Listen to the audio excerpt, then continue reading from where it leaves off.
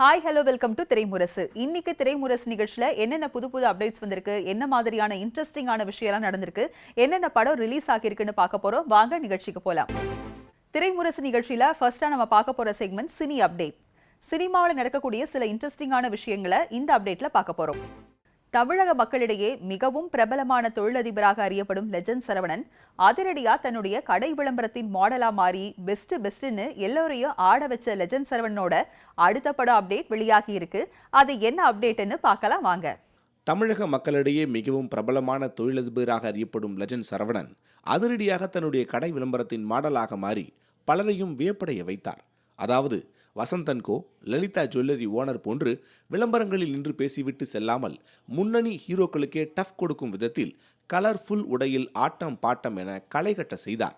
தன்னுடைய விளம்பர படங்களை இயக்கிய இரட்டை இயக்குநர்களான ஜெர்ரி இயக்கத்தில் லெஜண்ட் சரவணன் நடித்த த லெஜண்ட் திரைப்படம் கடந்த ஆண்டு வெளியானது. விமர்சன ரீதியாக பாராட்டுகளை குவித்த இந்த படம் வசூல் ரீதியாக தோல்வியை தழுவியது.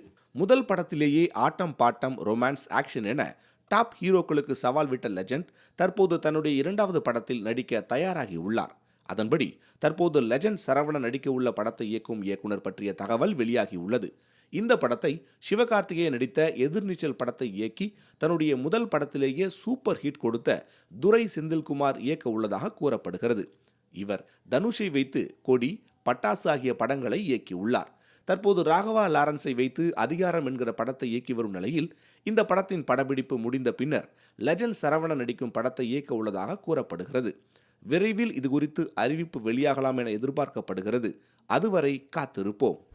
தெலுங்கு திரை உலகில முன்னணி நடிகரா திகழ்ந்து வருபவர் தான் பிரபாஸ். தற்போது இவரோட சலார் திரைப்படம் இன்னைக்கு ரிலீஸ் ஆகி வெற்றிகரமா ஓடிட்டு இருக்கு. இந்த நிலையில இவரோட அடுத்த படத்துல முன்னணி தமிழ் காமெடி நடிகரை நடிக்க வச்சே ஆகணும்னு ஒத்த கால நிக்கிறாராம். அவர் யாரு, என்ன செய்தின்னு பார்க்கலாம். தெலுங்கு திரை உலகில் முன்னணி நடிகராக திகழ்ந்து வருபவர்தான் பிரபாஸ். கடந்த 2002ஆம் ஆண்டு முதல் தெலுங்கு திரை உலகில் அவர் பல திரைப்படங்களில் நடித்து வருகிறார் என்ற பொழுதிலும் கடந்த 2015ஆம் ஆண்டு பிரபல இயக்குனர் எஸ் ராஜமௌலி அவர்கள் இயக்கத்தில் வெளியான பாகுபலி திரைப்படம் நடிகர் பிரபாஸிற்கு உலக அளவில் அங்கீகாரத்தை பெற்றுக் கொடுத்தது. தெலுங்கு ரசிகர்கள் அவரை வேறு ஒரு பரிமாணத்தில் கொண்டாடத் தொடங்கினர். ஆனால் அந்த இரு படங்களுக்கு பிறகு வெளியான நடிகர் பிரபாஸின் சாஹோ, ராதே ஷாம் மற்றும் ஆதிபுருஷ் போன்ற படங்கள் பெரிய அளவில் வெற்றியை கொடுக்கவில்லை. இந்த நிலையில் இன்று டிசம்பர் 22ஆம் தேதி வெளியாக உள்ள அவருடைய சலார் திரைப்படமும் கலவையான விமர்சனங்களை தான் பெற்று வருகிறது. இந்த நிலையில் அடுத்தபடியாக அமிதாப் பச்சன் மற்றும் உலக நாயகன் கமல் இணைந்து நடிக்கும் கல்கி திரைப்படமும் அதைத் தொடர்ந்து வெளியாக உள்ள கண்ணப்பன் என்ற படத்திலும் பிரபாஸ் நடிக்க உள்ளார். அதனையடுத்து இயக்குனர் மாருதி இயக்கும் ஒரு படத்தில் பிரபாஸ் நடிக்க உள்ள நிலையில் அந்த திரைப்படத்தில் ஒரு தமிழ் நடிகர் நடித்தே ஆக வேண்டும் என்று பிரபாஸ் விருப்பப்பட்டுள்ளதாக கூறப்படுகிறது. அவர் அந்த படத்தில் இணைந்தால் படம் நிச்சயம் பெரிய அளவில் ஹிட் ஆகும் என்று பிரபாஸ் இயக்குனரிடம் கூறியதாகவும் கூறப்படுகிறது. அந்த நடிகர் வேறு யாருமல்ல, தற்போது தமிழ் திரை உலகில் 8க்கும் மேற்பட்ட படங்களில் நடித்து வரும் முன்னணி நடிகரான யோகி பாபு தான்.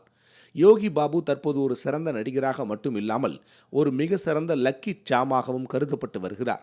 ஏற்கனவே பாலிவுட் உலகில் கலக்கி வரும் யோகி பாபு தெலுங்கு ரசிகர்களாலும் பெரிதும் விரும்பப்பட்டு வருகிறார்.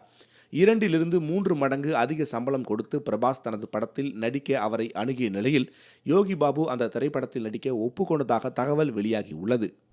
விஜய் சேதுபதி நடிப்புல வெளியாகி வெற்றி பெற்ற சூதுகவும் திரைப்படத்தின் 2ஆம் பாகத்துல மிர்ச்சி சிவா நாயகனா நடிச்சு இருக்காரு. பல புதுமுகங்களும் இந்த படத்துல நடிச்சிட்டு இருக்காங்க. இந்த நிலையில இப்போ சூதுகவும் 2 படத்துல இருந்து ஒரு சூப்பரான அப்டேட் வந்திருக்கு. அது என்னன்னு பார்க்கலாம் வாங்க. விஜய் சேதுபதி நடிப்பில் வெளியாகி வெற்றி பெற்ற சூதுகவும் திரைப்படத்தின் 2ஆம் பாகத்தில் மிர்ச்சி சிவா நாயகனாக நடித்து வருகிறார். விஜய் சேதுபதியின் கெரியரில் மிகப்பெரிய திருப்பு முனையை ஏற்படுத்திய படங்களில் முக்கியமான ஒன்று சூதுகவும். அப்படத்தை நலன் குமாரசாமி இயக்கியிருந்தார். தமிழ் சினிமாவில் புதுவிதமான டார்க் காமெடி படமாக இது இருந்ததால் இப்படத்திற்கு மக்கள் மத்தியில் மிகப்பெரிய அளவில் வரவேற்பு கிடைத்தது. இப்படத்தின் மூலம்தான் நடிகர் அசோக் செல்வன் தமிழ் திரை உலகில் அறிமுகமானார். இந்த நிலையில் அப்படத்தின் 2ஆம் பாகம் 10 ஆண்டுகளுக்கு பின் தற்போது உருவாகி உள்ளது. முதல் பாகத்தில் பணியாற்றிய யாரும் இதில் பணியாற்றவில்லை. இப்படத்தை முழுக்க புது முகங்களை கொண்டுதான் எடுத்துள்ளனர். இப்படத்தில் நாயகனாக விஜய் சேதுபதிக்கு பதிலாக மிர்ச்சி சிவா நடித்திருக்கிறார். சூதுகவும் முதல் பாகத்தை தயாரித்த திருக்குமரன் என்டர்பிரைசஸ் நிறுவனம்தான் இப்படத்தையும் தயாரித்துள்ளது. இப்படத்தை நாடும் நாட்டு மக்களுக்கு என்கிற டேக் லைனோடு வெளியிட உள்ளனர்.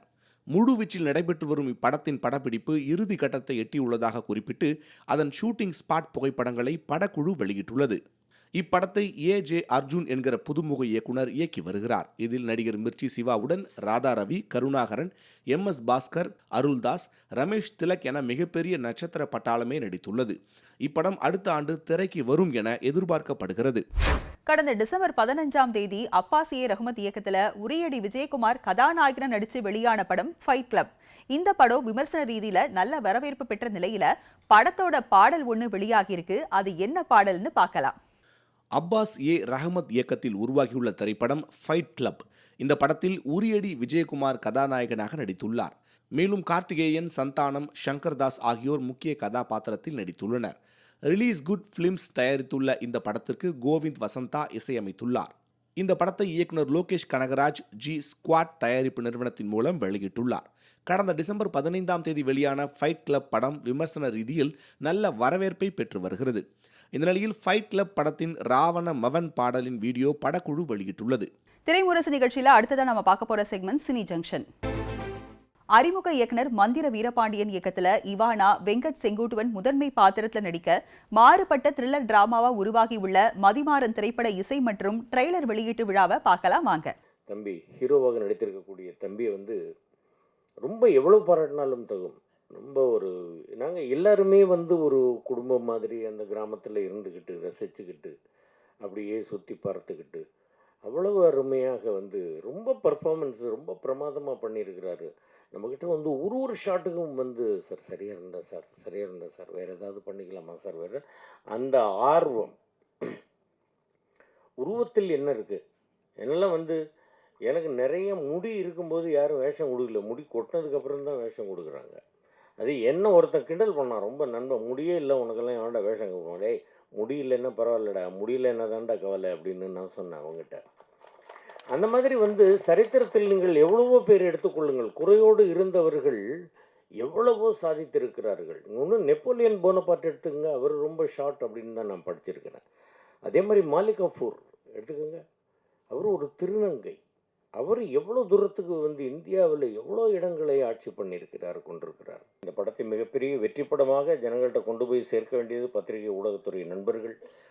நீங்கள் இது பண்ணணும், தமிழ் ரசிக பெருமக்கள் இந்த படத்தை மிகப்பெரிய வெற்றி படமாக்கணும் அப்படின்னு நான் வேண்டிக்கிறேன். ஸோ எனக்கு இந்த படம் நல்லா வருங்கிற ஒரு நம்பிக்கை எப்படி இருக்குன்னா, காலையில் தற்செயலாக நம்ம ஓதுவார் ஃபோன் அடித்தார், நீங்கள் உடனே இந்த ஃபங்க்ஷனுக்கு வாங்க அப்படின்னு சொல்லி. அவர் ஊருக்கு கிளம்பிட்டு இருந்தார். ஓதுவார்னா அவர் டெய்லி அண்ணாமலையார் முன்னாடி பாடிட்டுருக்கிறவர். அவர் வாழ்க்கையிலே ரொம்ப கொடுத்து வச்ச ஒரு உயிர். அவர் முன்னாடி, கடவுள் முன்னாடி டெய்லி பாடிட்டு இருக்கிறவர். அவர் தற்செயலாக எனக்கு கால் பண்ணுறாரு, நான் வேற ஒரு ஃபங்க்ஷனுக்கு வந்திருக்கேன்னா உங்களை பார்த்துட்டு போகலாமான்னு. இல்லை நான் இந்த ஃபங்க்ஷனில் இருக்கேன் வாங்க நீங்கன்னா இங்கே கடவுள் வாழ்த்து பாடினார். அவர் இந்த ஃபங்க்ஷனில் கடவுள் வாழ்த்து பாடினது இந்த படம் நல்லா வருங்கிற எனக்கு நம்பிக்கையை கொடுத்துருக்கு. இந்த படத்தில் பாடி ஷேமிங் பற்றி இந்த படம் பேசுது. அண்ட் அப்படி ஒரு இமோஷ்னல் ஃபேமிலி ட்ராமாவாக இருக்கும் இந்த படம்.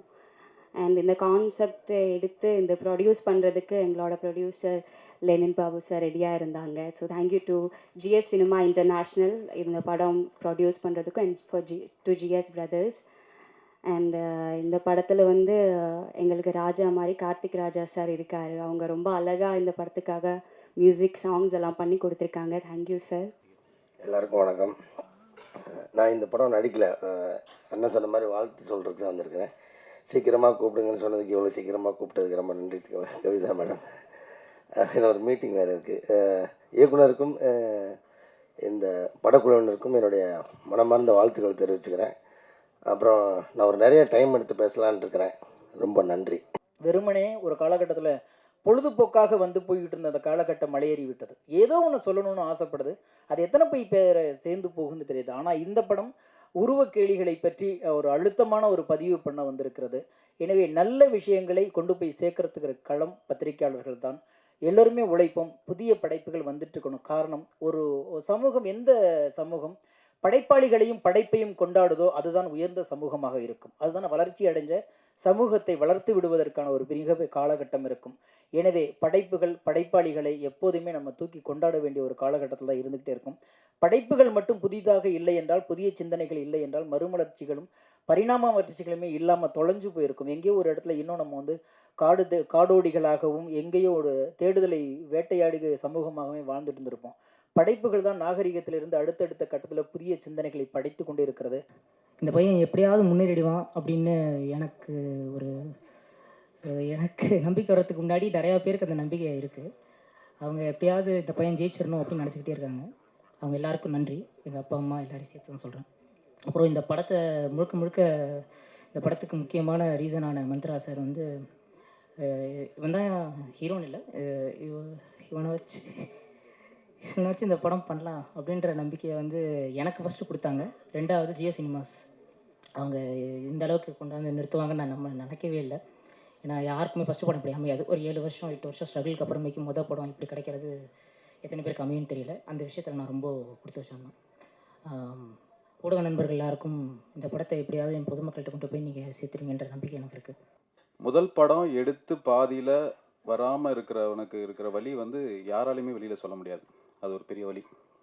அந்த போராட்டத்துக்கு அப்புறமா அடுத்து ஒரு படம் எடுக்கிறான்னா வியாபார ரீதியாக ஒரு படம் வரும். இது அவங்களுக்கு சேஃபாக இருக்கணும், இவங்களுக்கு சேஃபாக இருக்கணும், இவங்களுக்கு கொடுக்கணும், இப்படி கொடுத்தோம் நம்ம தப்பிச்சிடணும் அப்படின்றது ஒரு திங்க் இல்லாமல் இப்படி ஒரு படத்தை எடுத்ததுக்கு ஃபர்ஸ்ட் ஆஃப் ஆல் அவனுக்கு பெரிய ஒரு வாழ்த்துக்கள், பாராட்டுக்கள். அந்த படத்துக்கு அவனுக்கு ஒரு பேக் போனாக இருந்து எடுத்த இந்த ப்ரொடியூசர் அவருக்கு மிகப்பெரிய வாழ்த்துக்கள். இதுதான் தைரியம், இதுதான் வெற்றி அடையும். சினிமாவில் ஒரு லக் இருக்குது. ஒரு எப்படின்னா ஒரு டைட்டில் சேஞ்ச் ஆச்சுன்னா அது திடீர்னு ஏதாவது ஒன்று மாற்றி பண்ணிடும். அந்த மாதிரி இந்த படம் காம்ப்ளெக்ஸ்லேருந்து இப்போ மதிமாறனா மாறி இருக்குது. ஏதோ ஒன்று பண்ணும், அது மட்டும் தெரியுது.